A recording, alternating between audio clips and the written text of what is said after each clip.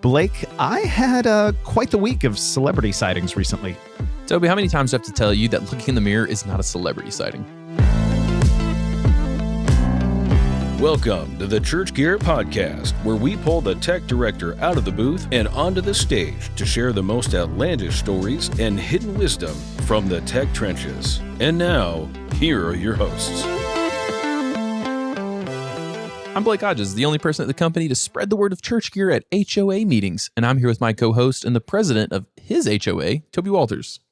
I am definitely not the president of my HOA. They've tried to rope me into being the social coordinator. And I was like, nah. Toby, coming up with rules and enforcing them and just being rules is your total personality, though. You would love HOA. Oh, yes. Rules are rules.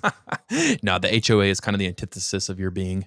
So I had quite a very short time of celebrity sightings. Like, they all happened in the same week. And I think celebrity sighting is kind of a science. So no offense, but if you live in Omaha, Nebraska, your chance of seeing a celebrity is probably pretty low. Yeah, your best odds are just seeing Omaha, the thing from Peyton Manning's call sign back in the NFL days. Omaha. So Franklin, Tennessee, celebrities are just moving here. I don't know what it is. I mean, I think Franklin is amazing, but it's kind of the new it place for celebrities to be like, I'm from New York, I'm from LA, but let's get a place in Franklin. Right, which, that's why we live here, because we'll be celebrities one day, right, Toby? One day. I mean, speaking of looking in the mirror. There we go. Yes. So it started off with I went and just picked up sushi to go at my favorite little spot in Franklin. And I'm standing at the counter, and as close as I am to you, Blake, where I could literally reach out and touch you, I look over and I'm thinking, oh, there's Luke Bryan. No way. So he likes the same sushi place. He does. So, and I'd never seen him in person, and I'll confess on this podcast, I'm not a fan of country music, and especially Luke Bryan's music. I'm like, this is just not my vibe. Brian's just going to cut this, right? Because Brian loves country music. I don't know that he loves Luke Bryan, though. Oh, that's true. So I'm standing there and I'm looking at him. He's right next to me, and I'm thinking, I think that's Luke Bryan. And so when he got up to leave and he said goodbye to the owner, and he actually said hello to a couple that was, standing at the door waiting to get us table. And so after he left, I kind of leaned to him and said, that's Luke Bryan, right? They're like, yep. It's like, okay, cool. And then Toby texted me, who's not in this story physically, and just says, having sushi with Luke Bryan basically on the podcast. And I was like, okay. Yeah, I mean, we essentially had sushi together. There you go. We go way back. So fast forward 2 days later, I'm sitting in church, and we sit in roughly the same spot every week, as close as we can get to our little section there. And one of the, do you call them ushers? I don't know. I think usher is trademarked. It's a rapper. Well, the trademarked usher comes down, and he puts two little communion towels. Crackers? No, little towels over the top of two seats right in front of my wife and I. And the towels say reserved on them. And he said, hey, just, if you can keep an eye out, just reserve these seats. I'm like, okay. And I assume that it's maybe a handicapped person needs to sit there specifically so that they can have easy access, or their wheelchair can fit there. I didn't know. So eventually a couple comes, and they're a bit older. So they come and sit down, a husband and wife. And I don't know who it is. And somebody leans over to me and says, that's the governor of Tennessee. Oh, wow. So I was like, okay.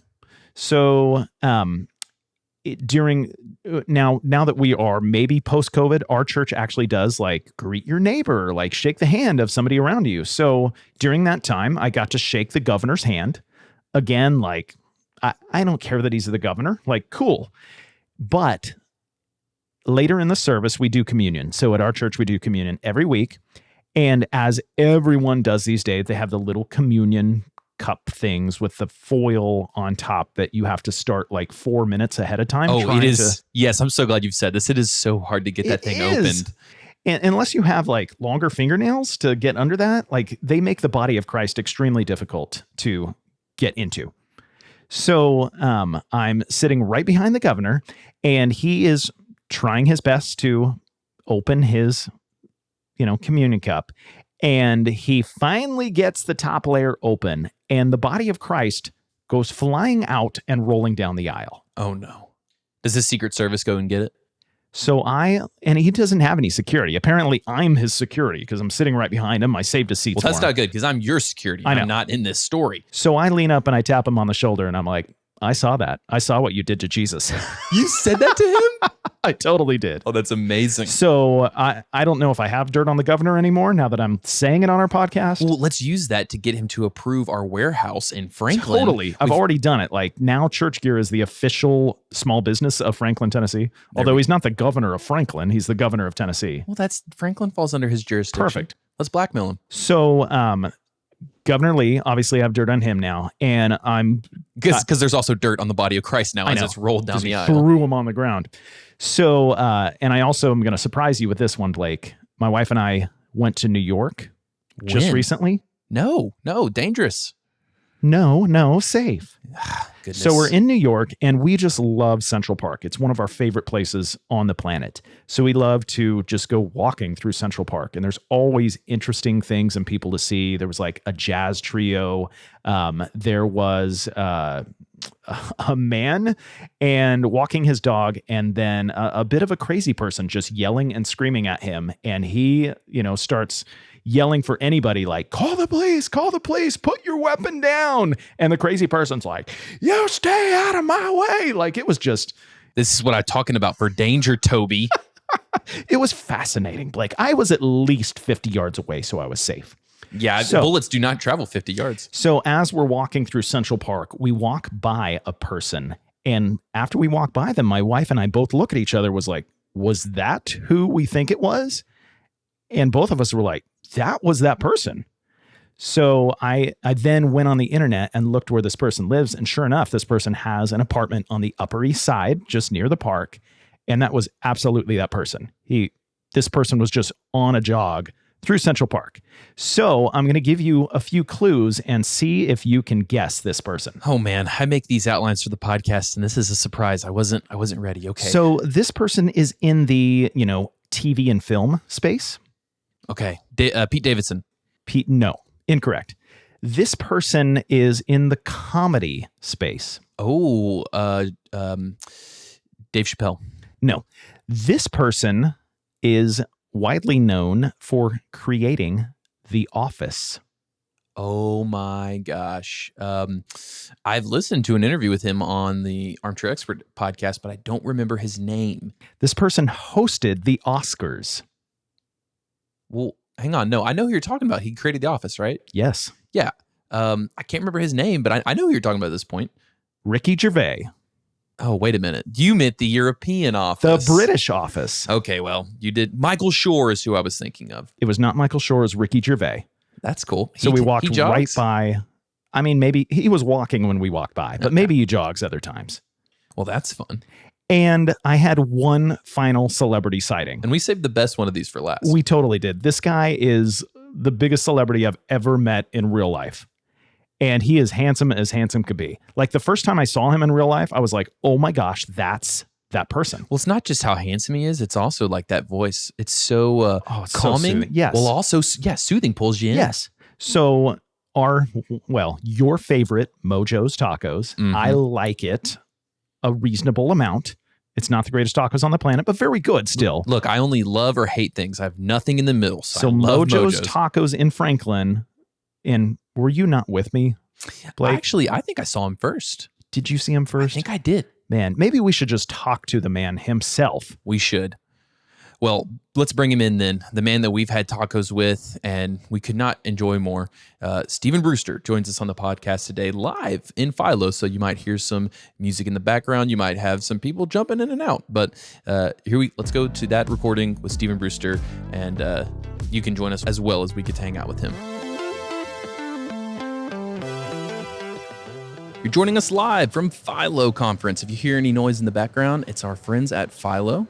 And speaking of friends, we've got a friend, Stephen Brewster here, who's joining us today. He leads the Harmony Group, and they help churches release music. Stephen, thanks for joining us here at the conference. Oh my gosh, it's my pleasure to be here. I'm so excited. I can't overstate just how impressive it is that Stephen fit us into his schedule, Toby, at a conference. And we just saw you at Mojo's Tacos in Franklin. Yeah. It was we live in like- the best place in the world. We so. do, 100%. Last time, not last time I was there, but last time I saw someone famous, because we think you're famous. So A long way from it was. it. We ended up in line with Need to Breathe. Oh, yeah. Yeah, getting tacos. They're So- way famous. Like, no, like they're really famous. I'm not. But in And terms so- of who I had a better experience running into, Stephen Brewster or Need to Breathe, I had more Yeah. fun conversation with I Stephen. mean, I talked to you. So, yeah, you know. they talked to us a little bit. Yeah. Good. Yeah.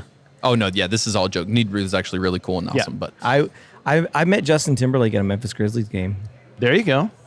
We went to the game, and a friend of ours gave us tickets. We were on the front row, and he sat behind us. So technically, we had better seats than Justin Timberlake. that As should you have been that should have been one of your truths or a lie. I have more if you want, like more lies. I can tell. Now, that was actually a truth, but You're kind of a liar. I mean, you Stephen, know, you do know if you lie in church, it's a double sin. We're in Well- Willow Creek right now. we are. That's it. That's right. All right, so we have got our 6 truths and a lie. Okay. It's 5. Well, Learn to count. Lie number 1 is you know how to count. pay me to talk, not to be smart. All right, because if you pay me to be I smart, must pay you a lot of money because you never stop talking. that's actually really good. Okay, number 1, I have lived in 4 different countries. Number 2, I have attended 6 different colleges. Number 3, I have coached varsity basketball. Number 4, my addiction is Coke Zero. Number 5, I was part of a rap group. And number 6, I have met Kanye West. Toby, Okay.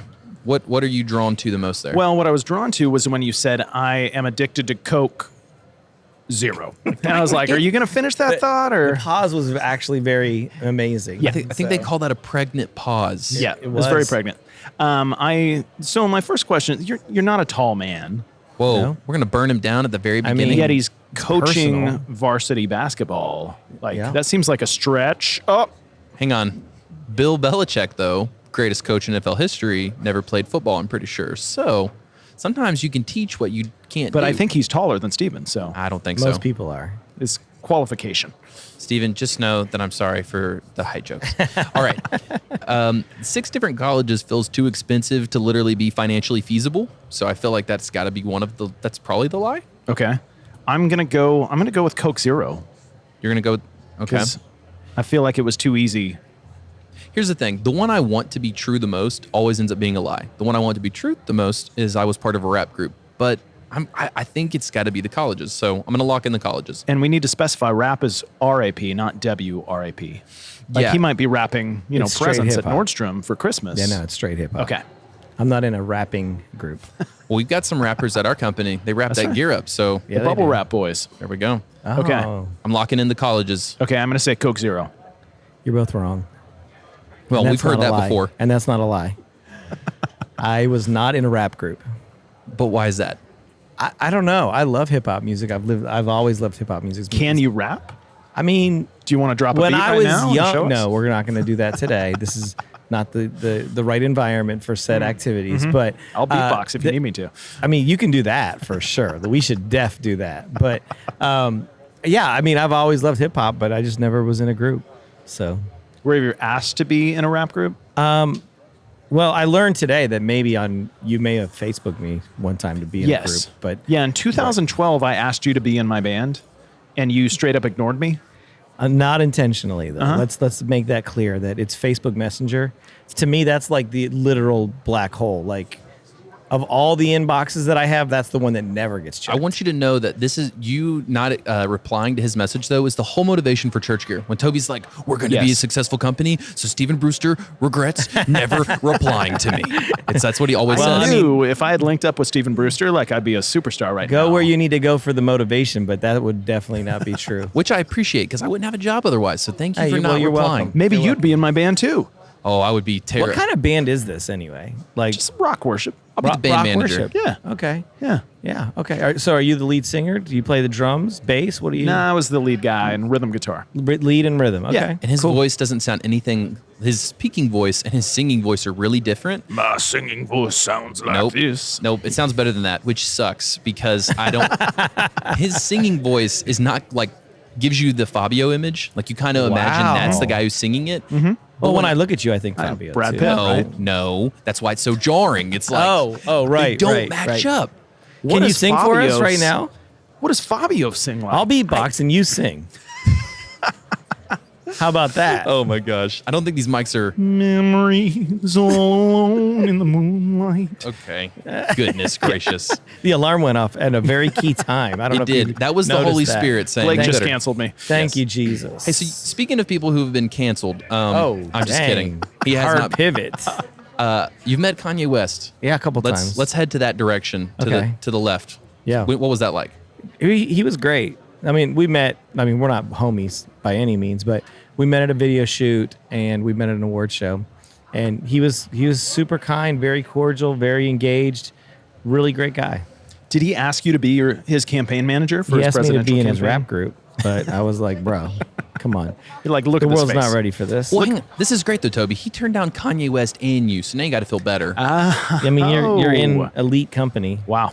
I would run for president with you. Yeah. Before I would run for president with him. Would so. you be the vice, or do you want Oh, me to be definitely your the vice? vice. No, I'll be the vice. You can be the What is my president. platform? What am I running on? Toby well- has had other vices that are worse than you, so this is great. Oh, well, Yeah. it's good to know. Your What vice am I- is coke, his is cocaine. What am I Yeah. promising the American public? I mean, lower gas prices. How about lower gear prices?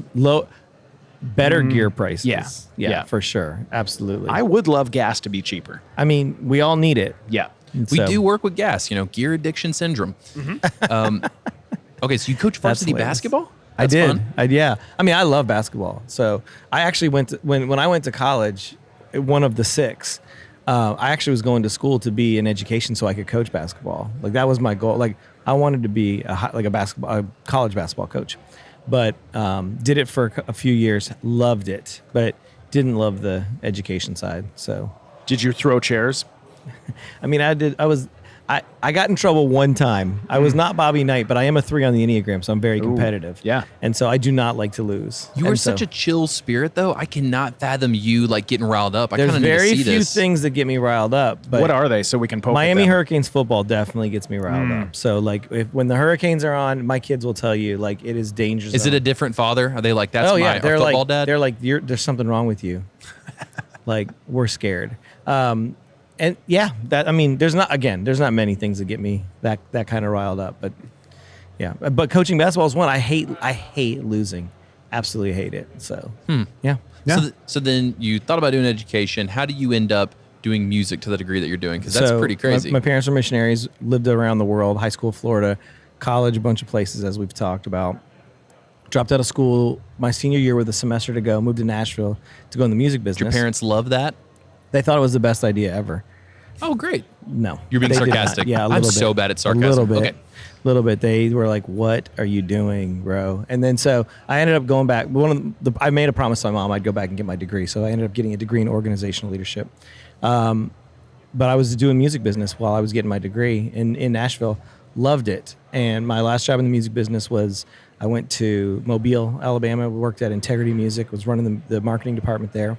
Left there to move back to Nashville. So I was one of the few people who've moved to Nashville to get out of the music business. What? And went to Crosspoint Church, which we have mutual friends at Yes. Crosspoint. Seth and Drew. Seth Hang on. and Drew. How old are you when you go to Crosspoint? I'm trying to get some timeline here.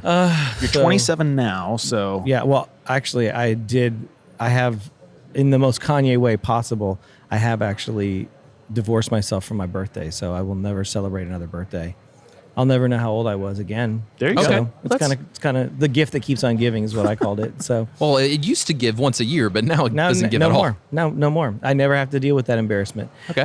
So let me think. It would have been like 2010. I went to Crosspoint. Okay. Yeah, just trying to put some Yeah. time. So 2010, I was at Crosspoint. We were there till the end of 2016, and then crazy stuff happened, as you guys probably heard all about, and left there. Went to a couple other churches. Started getting healthy, and about it's 4 years ago. Last week, I started my company, helping churches release music, and so I texted 2 of my friends and said, "You probably don't need any help with your music, but if you did, I would love to talk about it."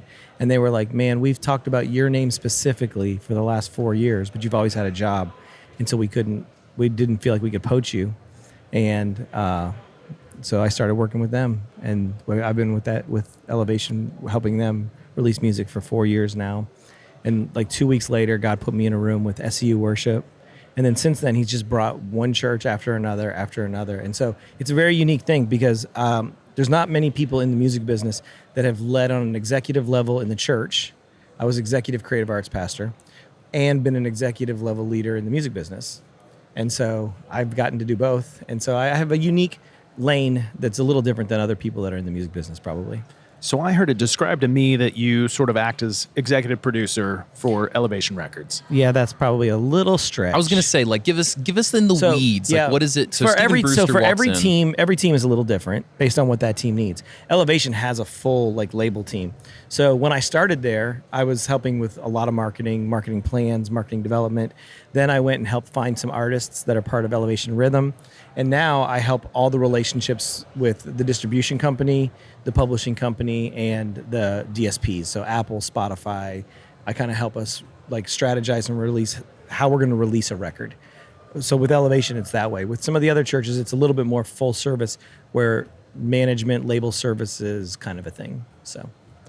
And how often do they ask you to rap on these records? Well, so far we've probably released 20 records in 4 years, and we're 0 for 20. So That is brutal. we're keeping it a secret, really. I feel like we need to put it out there on this podcast. It's coming out on this podcast. This is the most I've talked about my rap career, or Who's gonna be the non-existent first rap one? career ever. So Oh my gosh. Okay, so is it true that so much of success in music is actually logistics and not marketing? I've heard so much of it. I've got a friend who she works at a marketing company Yeah. specifically for Christian artists. wow, that's a niche. Yeah, I know, right? It seems like so much of the success is really just laying down the logistics I mean, and the it takes distribution. good That system. kind of stuff. It takes good system and distribution for sure. But really, it's songs. It's got to be really. You got to have good songs. So you can have the best team in the world. If you have crappy songs, it's going to do okay. If you have great songs and a crappy team, it's going to do pretty Better. well. Right. Yeah. You have a great team and great songs, then it's going to really work. And so I wrote this song called Lord, I Lift Your Name on High. Never Do you heard of think it. we could do something with it? I believe so. Okay, You sure great. you wrote that? Pretty sure. Okay. How often when you walk in the room do you get an instant like sense of, oh, good team, good songs, this is going to be good? Like, how quickly do you feel like you kind of know? I mean, so even when I help churches with leadership stuff or creative coaching and development, you can tell how creative a team is. You don't know if it's going to be good or not, but you can tell how committed they are to creativity by some of the environment that they create. So I always can tell when I walk in, if there's music playing in a creative suite, that team is intentionally chasing creativity. If you walk in and it sounds like a library, they're not purposefully creating an environment that fosters creativity. And so that's like one of the telltale signs. Another telltale sign on the music side is how engaged the pastor is. If the pastor is supportive and engaged, the music has a way better chance of succeeding. So What do you attribute that to? Just having their support to push it? their support, they don't have to, they're not fighting the battle of why this matters and why it's important and why we should invest there. So when I see, Elevation songs coming out and I see Furtick's name on the writer list, Yeah. is he Furtick so he gets to put his name on there? Or is he like No, he's in actually, the writing process? If you ask anyone in our town, which you live in our little town. I do.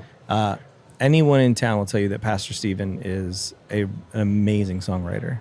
And so he may be one of the best in our industry, to be honest with you. That's amazing. That's a high compliment coming from you because you see a lot of it. He is amazing. Absolutely amazing. Would you say he elevates every song he writes on? Yeah, you're fired for that joke. What if I say, okay. So churches are producing their own records. And luckily, Blake, I know someone who's good at marketing. I was about to say, Stephen, Yeah, he keeps talking about marketing, and you're making these horrible jokes. So if you sit here for too much longer, we will have hired you. Hey, I'm good 100%. with that. I'm always looking for a job. So when you see churches that are producing their own records, or they're contemplating it, yeah. how does that process really look like? And have you ever talked to church out of producing their own records? I have. Okay, I'd love to hear the So full. I think every church should write music, and I think every church should release music, but not every church is ready to be in the music business, right? And truthfully, I feel like part of my ministry and my calling in this season of life is to keep them out of the music business. If I'm doing my job right, the worship leader is able to pastor people, develop teams, create volunteer events and value volunteers, write songs, and they're not worrying about all of the other things that get caught up in the music side. And so, but every church should be releasing music. Every church should be writing songs for their church, because songs can be the soundtrack to the ministry that's happening in your church. And so when you have really, like, if you think about Elevation as an example, since we've talked about them, the songs that everyone knows from Elevation are usually songs about faith. Pastor Stephen preaches about faith all the time. Those two messages align, and that's the heartbeat of the church. And so churches create worship music that's the sound of the ministries, and when they do that well, and they're writing for their church, their congregation, their people, then it creates the right reasons to make music. So. Wow, that's really deep. So you kind of feel like there is an intrinsic value to the church writing music that they feel like is written specifically for their church's location, their place, 100%. the things they're going through, and the things that matter to them and their pastors and their teams. Like, if your church is all about missions, then you should be writing songs about missions. And you're going to probably write songs that are different than what other people. The problem is churches end up going and trying to write the same song everybody else has wrote. Right? And so then it's just imitation, not creation, which at that point is frivolous. So no, I love that. Stephen Brewster just has empowered you to, yes, do creation, not imitation. I think that's good. Okay, I want some logistical information. Uh-oh. So growing up, a live record to me was like U2 Under a Blood Red Sky. Yes. And you've got a 4-piece band, and it sounds live. And so then, fast forward and Passion's doing their thing. Right. And then Elevation's doing live records. And I want to know what percentage of these Elevation records that we listen to that sound live but also sound like perfection are recreated then in the studio. So depending on which album, but like Graves in the Gardens album, a lot of that was live. So did they create the skeleton live and then go back and overdub a lot of stuff? Not on Elevation doesn't do a ton of overdubs. Every church is a little different, and some of it is in how you capture and who you have helping you capture, right? And so sometimes you do it. The more work you do on the pre-production side, the better the live actual capture is going to be. That's why I spend 39 hours a week working on podcast prep. So that 1 hour he is just baller. co-signed it. Yep, there we go. Way to go, my man. Thank you, How Stephen. come this is so rough, Blake? Just imagine if he didn't have the 39 hours. All right. Imagine if he only went 38 hours Yes. on it. Oh, man. Oh, I did that 1 week. We'll tell you which one. All right. We can listen and find out. No, but I think, pre-production matters a lot. And So you do pre-production. Let's just take an average Elevation record. I don't know how you Yep. measure that. You do pre-production. You do all the rehearsals. Are they doing one night where they're doing the record? So one night, but no church does just one night of recording. So they'll record the rehearsals. They'll record the run-throughs.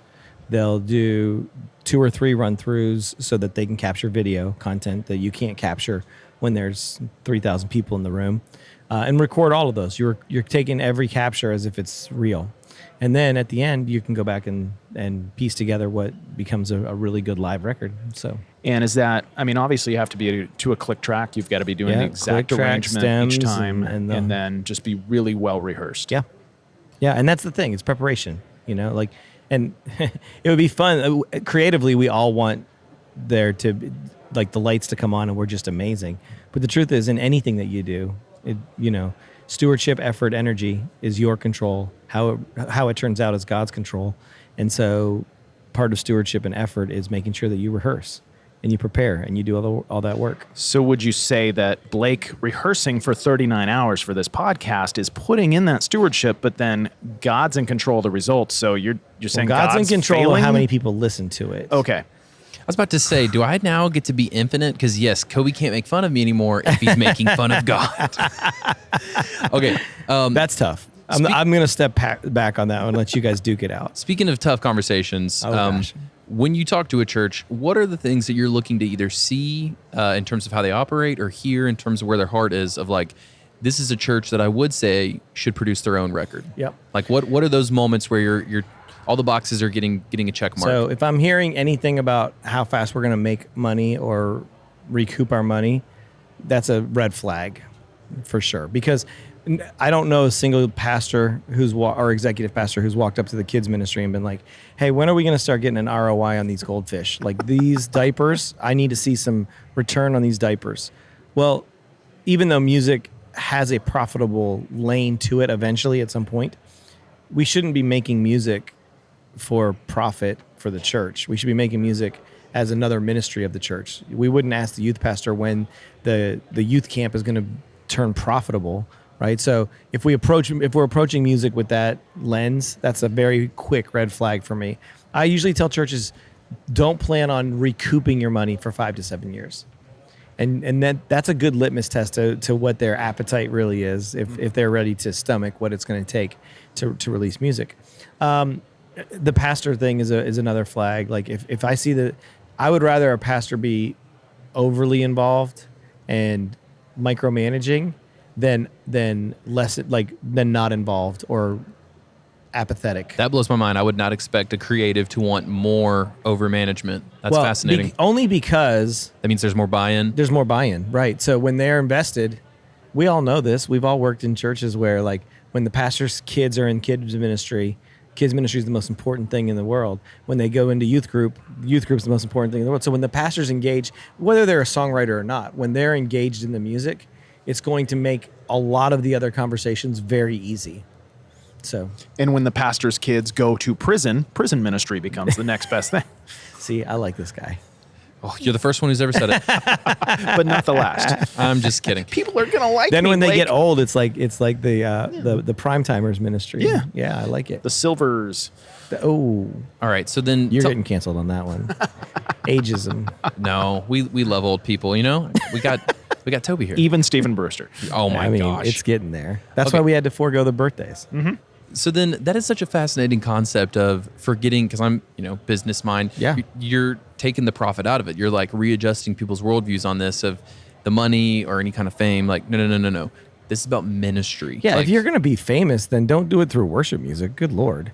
Go be a rock star and be amazing at it. Be Kanye. Be Kanye. Yeah. Like, you heard it here first, kids. We are recommending you go be Kanye. Exactly. If you that's can. your goal, if your goal is to be famous, then go be Kanye. So I was with the team last night, actually. We were having dinner. And we were talking about, they had just done some touring, and they were asking me to, like, critique what they did. And I was like, well, there's one thing that I loved that I didn't love at the same time. And I loved that they set up the beginning of their show like a worship night, but what I didn't love is that it didn't have the mystery of, like, an opening moment. And I was like, if there's a good balance in that, and I was like, but if you're gonna err on the side of being a worship night, not being a rock star. And if you're gonna be a rock star, then stop doing this. Like, get back on the plane, fly back to where you're from, and just go start gigging in bars and become a rock star and write Morgan Wallen songs. Like, do that, because we don't need celebrity. There's only one celebrity in Christendom, and it's Jesus. Never mind. Wow. What'd you say? Nothing. We're going to cut that too, because I'm supposed to not make fun of that person. All right. Well, never mind. So, yeah, there should only be one celebrity. And if you want to be a rock star, don't Facebook message Stephen to be in your band. If you want anything, don't Facebook Stephen Brewster, okay? Like, if you Facebook me, you are really testing your faith. Hang on. Let's get back to Jesus? Yes. So then if you view these albums as ministry, how do you help all of these different churches? Like, what's their unique identifier, their reason for doing this album? If tons of churches do them, Every church, the market's saturated. In a sense, how do you help each church find their unique either angle or reason for theirs existing? It's the story of the songs. So why did you write these songs? Who did you write these songs for? What do you hope people hear when they hear these songs? Who's the person in your church that you wrote this song for? And when they're starting to answer those questions, it becomes the unique identification of that album, that project, that single. And then you start to see the thread that God's weaving through the whole thing. And now, back to marketing and structure of marketing, now I'm not telling you, go listen to my new worship song. It's the best worship ever given to Jesus, because how are we going to grade that? Well, I do that every day in the shower. Well, yes, you do. I've heard it from my house, actually. And Living in Franklin. But singing in the shower, Tubbs. what it is like, now I'm telling the story of, in this season at this church, they had to write these songs because that's what God was telling them to write for their church. And when you write from that place, nobody else is going to have that same story. They may have the same melody, they may have the same lyric idea, they're never going to have the same story. And so now you're writing a unique story that is true to your church. I love that. What if a church comes to you? Do you do, like, they just say, we want to do a record of, Elevation and Hillsong stuff? Are you doing any? I tell them that's great. You should do that. Yeah. Because that's how you're going to learn how to record. Right. And if your church hasn't built a culture of writing and they're not writing every single week and they're not doing the things necessary to get great at it, then that's a great next step. Because here's the truth, right? We all live in this world that's full of, you walk around here today, there's hundreds of churches represented at FILO. The guy who works at Lowe's that lives in your community that sits on the fourth row at your church, when he has a bad day at work and he's flipping through Instagram, he's seeing ads for Bud Light and whatever else. And then all of a sudden his one pastor comes up that he follows, which is the pastor of his church. And when he gets in his car, he doesn't know if your church wrote Graves into Gardens or Great Are You, Lord, or how, he doesn't know any of that. He thinks your church wrote all those songs, right? He has no idea. So if the best that you can do is recreating somebody else's songs and you create a playlist that you serve and give that as a gift to your congregation to be connected in worship on Tuesday afternoon when they can't be in a service, then that's a beautiful thing. Mm-hmm. Love it. So then, speaking of beautiful things, tell us some behind the scenes stories of this is some awesome things that happened when we were recording on this record, or hey, this was an amazing outcome that we saw where this record actually changed someone's life. What are just some? You've been doing it for a couple years now, so I'm assuming some things have happened where you're like, this is the thing you want to call your wife and tell her immediately after it happened, kind of thing. Yeah, absolutely. Well, the greatest story I can tell is I worked with Jason Upton several years ago, and we recorded a live album in a small church, and when we went into mix, we could hear something on the record that wasn't an instrument that we didn't record, and first recording of the Holy Spirit? It was like an angel was singing on the record. Oh, you're It was serious? super crazy. I'm getting goosebumps. It was crazy. And there was no other explanation of what it could be. And it was perfect pitch, perfect harmony. And it was just what? It was just God allowed us to capture a small piece of heaven that night. And a totally weird thing. What record is this? Yeah, where do we hear this?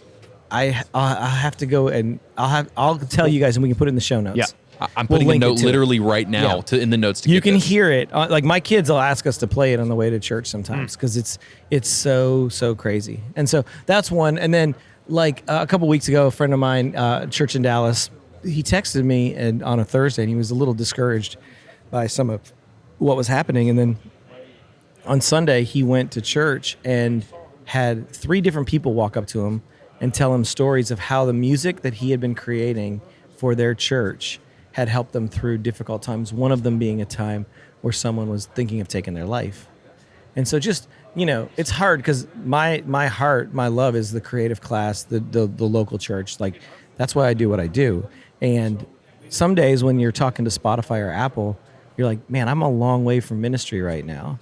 And hearing those stories of how the songs connect to somebody and make a difference for that person, that brings the ministry back to it. Do you see that a lot where the people who are putting in the work, they never get to see the fruit? I mean, I know that's honestly a gospel story about the growers, the planters, the harvesters. But do you see that often where people are like, I just did all this work and it never did anything, and then 3 years later they saw it? Is there anything, an encouragement you could give these people who are in these seasons of the front part of that work? Totally. And I would say that it starts with something that we've already said, which is your job is stewardship, obedience, and effort.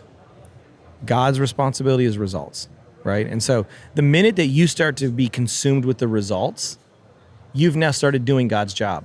So does that mean on the sales numbers, I can just say, sorry, Toby, I didn't hit them this month?